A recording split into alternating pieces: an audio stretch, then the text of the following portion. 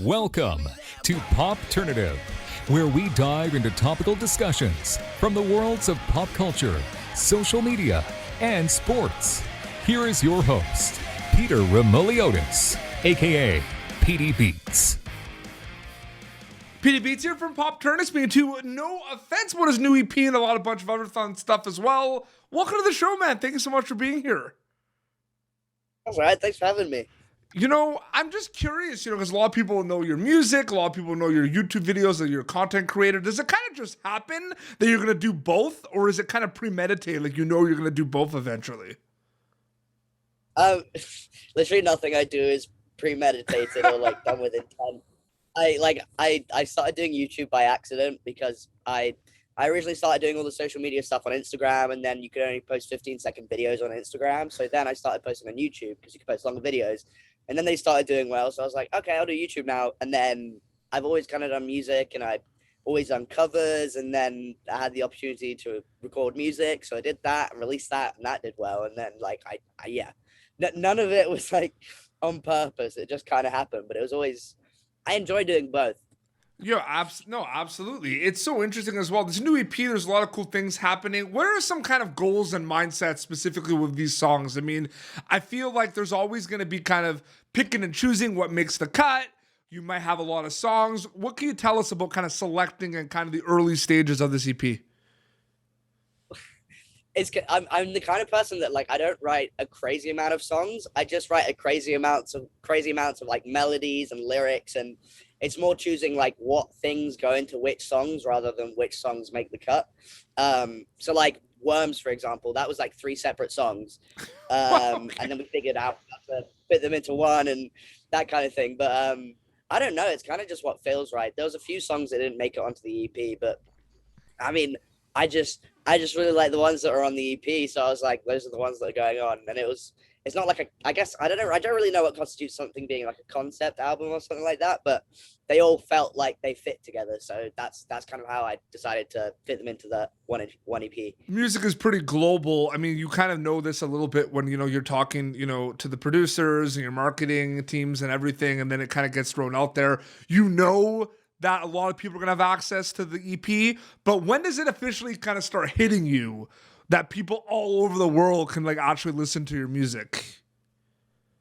I don't think it has. Yeah, but it might not ever, to be honest with you. I don't really know. I mean, like, I guess the only time that really hits is when I play shows and people are like singing my lyrics back to me. Yep. Like, it was like, because I only played my first show like a year ago, not even, like less than a year ago. And that was mad, having people in the crowd like knowing the songs and like knowing the words, but then coming over here and having the EP come out like a day before one of the shows and people know the lyrics, that was when it was like, oh shit, like people have been listening to this all night, learning the lyrics just so that they can sing them back to me. So like that is the moment when it hits. So this, like, I don't know, do we call it like like the No Offense transition, like from like the YouTube to like the music? That kind of happened during the pandemic, basically. Oh yeah, I got signed in 2020 in the summer. Which is like, and then the most annoying part of that was that my label were just like, oh, it's a shame about this COVID thing, because if there was no COVID going on, we would have flown you out to LA and we would have had a party. And I was like, okay, don't tell me that ever. Yeah. So because now I just know that I missed out. It's so crazy. Yeah, no, absolutely. But the thing is, it's like, you've collaborated with a lot of cool people. Collaborations are something that I feel like are never going away. I think they were elevated during the pandemic because a lot of people were at home, probably just checking their Instagram requests, be like, hey, this guy wants to collab with me. Let's do it, right? Yeah. I'm just at home and everything. What do you think about the collab? And why do you think it is so appealing these days? I honestly, I couldn't, I don't know really. I mean, like, I collabed with Hot Mulligan, Chris from Hot Mulligan, and that was just because I really fucking like his voice. Yep. And I was like, this song could do with your voice on it. I don't know. I'm not like, I don't know. It's difficult. I mean, like, obviously, like, if you're a fan of a genre and there's 2 people from your favorite genre that are collaborating together, you're like, oh shit, I'm going to double like this song. I guess it's just that. For me, I'm like, I would only want to collab with people if it made sense and not just because to put a name on a song, but like, I guess it just brings in two audiences maybe. Oh, absolutely. There's a lot of genre bending happening. I think a lot of your songs, have that kind of pop punk feel and alternative feel. But is it safe to say that an argument can be made that No Offense is a genre bending artist a little bit? It's weird because when I write songs, I kind of just write what I think sounds cool, and there's always going to be elements of like other stuff that I like in there. Mm-hmm. I guess genre bending. I don't think that's like intentional, but I don't really think anything I do. I don't think it ever is intentional. I don't think an Yeah. artist woke up this morning is like, I want Yeah. to make a hip hop punk rock song. Yeah, exactly. Like I just make music that I think sounds cool to me, and if it has a bunch of stuff from different places, then that's cool. But I don't really give a shit about genre. Like people have been like, you're pop punk. People have been like, you're pop rock. But like I don't care. I just like making music. But like, yeah, I mean, I love music from a bunch of different genres. So like, of course, there's going to be like different elements that are like in my music. You're on tour right now? Yeah. Are you getting used to the crazy kind of schedule where you think it's kind of basic? You think it's like pretty like black and white where it's like sound check, you hang, but like there's press and things you have to do. Like there's a lot going on right now. Yeah, I mean, I'm very much sorry, hold on. No worries. And I'll edit that out of the interview, just FYI. Good. Yeah, I mean, like, I guess, I don't know if it's something that I'd ever get used to. I'm very much like, I need to know what's going on at all times. Otherwise, my brain is like all over the place. But I feel like I'm getting used to it more than I was at the beginning. Like, waking up in a different state in a completely different continent that I usually live in is like insane to me. And like, yeah, it's kind of weird because like in the day, I thought that I'd be able to chill and hang out, but like in the day, I'm sleeping. And then we get to sound check, I do sound check, and then we do VIP, and then I've got like an hour, 2 hours before I have to go on. But those 2 hours aren't like chill time. They're just like, oh fuck, oh shit, okay, okay, I'm gonna go on in 2 hours. That's cool. But yeah, I mean, like it's fun. It's fun. I'm enjoying it, but it's definitely something that's like not sustainable. Oh, 100%. When I was younger, though, I was a concert promoter, and I was like, when I was like 17, 18, I was booking shows. I was booking bands like State Champs. Like this is before they were signed and everything. Yeah. I will say this, and you are going to agree with me right now on this. There's a misconception about backstage. People think backstage, like, oh my God, I want to go like meet everyone backstage. But you know what backstage is? Backstage is literally this. Yeah. Right? Yeah. Am I right? And also, no one backstage wants to meet you. Everyone backstage is just like on their phone, like talking to their families. It's like they're off the bus. The bus is too hot. You can't really do anything. Like everybody like has no free time and like no alone. Don't get me time. wrong. You have VIP events, meet and greets. That's different. But like the people that are, we're not talking about that. We're talking about. Yeah, we're talking about like the green room that's like maybe the size of a bathroom in some venues that you just want to be in so that like you're not around like hundreds of people. Yeah. It's more just like people are there because that's where else do they go? The bus is parked like a mile. When I was in Montreal, like where our local band played and like we opened up for like this is a long time ago, but it was the circus tour with Alex and Alexandria from First to Last. We came as Romans. Like it was awesome. Like great bands. Yeah. And like I remember like bringing my gear downstairs and just like that was where I like clued in. Like man, like some of the bands I listen to like every day are literally just sitting on couches watching Pirates of the Caribbean on their laptops. Yeah. And like no one's like interacting with anyone.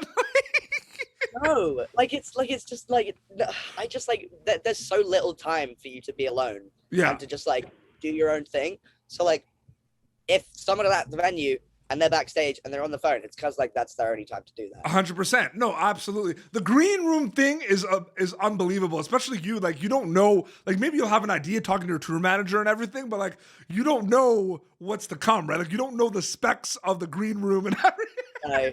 That's the worst thing is like because we can't shit on the bus because like the toilet doesn't take shit, and then you get to the venue, we don't have a shower on the bus, and sometimes the venues don't have showers. So like the question every single morning is like, hey, does the venue have showers and laundry? And like most of the time it doesn't.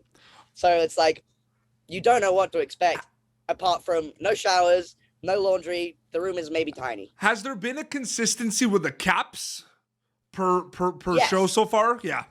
Well, there's kind of like I've been playing. I think the biggest venues is like 450, and the Yeah. smallest is like 250. Okay, no, absolutely. There's consistency. Absolutely, It's not like a crazy rate. I love. but, like- we booked a show once for a band that was playing like 600 cap venues, and the venue was an 85 cap little bar. Why? And they loved it. They had a good time, but like Oh, it okay. was. That's just how it was. Like I guess Yeah. availabilities and what they wanted. Yeah, that's funny. But the funny thing about this tour is like we played House of Blues in Houston, Yep. and no one was playing the main stage the night that we were playing the little stage. So we got access to like green room for like the big stage, had like really nice showers, they had catering. So that was great. But then obviously like we were playing smaller venues where like we were the big venue. Yeah. Like we were the big stage of the venue, and it's like very different. But Oh, absolutely. yeah, it's kind of hit or miss really. Have you? So when you're backstage, Do you do some little like runs to the merch table very quickly to like check something and then leave, or is it kind of just like you can't right now? I get the worst thing for me about any of this is just like waiting. Like I hate waiting between VIP to go on stage and that kind of stuff. So like when I'm backstage before the show, I'm just like that's your just, like, time. Absolutely. Yeah. yeah, and I just have to get like somebody else to go get my stuff, because like by the time that's happened, there's already VIPs that are in the venue. Yep. And they're only little venues, so it's like you have to go through it, and then people are queuing up outside, and I don't like being yelled at. Oh, 100%. When I'm like feeling stressed. Absolutely. Yeah, so I'm just like, hey, can you go get my water bottle, please? I will say, I'm though, like I will say, like, I haven't been to shows in a long, long time because of the pandemic and everything. Your new EP is unbelievable. I can't even. I'm excited to eventually see you live, man, because I can't even imagine what those sound like live. Like, because the energy, you can hear the energy on the EP. So it's like, what's that energy going to be like on the stage? Yeah. You know what I mean? Because that's the whole point, right? That's the way. That's how you entice people to see you live, right? Yeah. Because they love the energy, they like the groove, they like the videos, and they're like, what's that going to be like in person, right? Yeah. Well, that's a funny thing, because like we played one of the shows, and there was a guy that worked at the venue, and it was a bigger venue, and I don't think he was into the kind of music I made. And like we finished the show, like we had like loads of adrenaline, and like my friend was just like, "Oh, so what did you think?" And he was like, "Oh yeah, it was really energetic." And I'm like, "There you go. That's the game." But yeah, I mean, like it's like exhausting, but it's so fun, and like I'm very lucky that like I have the audience that I have, because like they're giving back the energy. So like it would be impossible for me to go on stage and be like, because like I just can't do that. But like well, that's why people love my interviews too. People love my interviews because of the energy and everything. So I feel like exactly. I feel like we understand each other right now with all what's happening. Yeah. Very quickly. No, I'm with you. Before we wrap up quickly, this is a big question, and I want it from your perspective, not like from your. So I'm on YouTube. YouTube's a tough game. You know, we're doing very well on YouTube. We get hundreds of thousands of views on YouTube, but it's hard. You know what I mean? And everything. For you, what makes a good YouTube video? I know it's a big question, but is there something? Is there one little thing you could say? Like what makes a good? Like you have to make people interested, obviously. To me, it's like there's a lot of videos that I watch where like people leave in unnecessary things that like are not engaging at all. To me, a good YouTube video is one that just like keeps you engaged the entire time. Yep. Like cut out all the bullshit. Any gaps. You don't need to go off on a tangent that you don't need to go off on. I don't really know, just like obviously exciting title, great thumbnail, but that's like the marketing. That's like the marketing 101 answer. yeah. But like when you're watching the video, I just think it needs to be like, it needs to be going somewhere. There needs to be like a consistent through line throughout it. And you can't just keep going off and off and off and off and off, because people get bored, and like especially nowadays everybody has such a short attention span. So I think a good video to me is one that like I don't want to take my eyes off of it, because there's so much information that is not useless to me. But that's just me. That's what I think. Oh, absolutely. No, that's very good. No offense, man. Noah, thank you so much for coming on Popternative, man. This was so great chatting with you. Seriously. Thank you for giving me some time. I really appreciate it. That's right. Thank you for having me. Yeah. So can you plug away quickly? You were on tour. The EP is available. Like, can you just quickly plug away? Plug away. Yes. My brand new EP, My Brain After Therapy, is out now. We got vinyls and all that stuff. I'm also on tour in the US, which is cool. We're like halfway through now. And I'm also going on tour in the UK in September. So if you live in the UK, head on down to go there.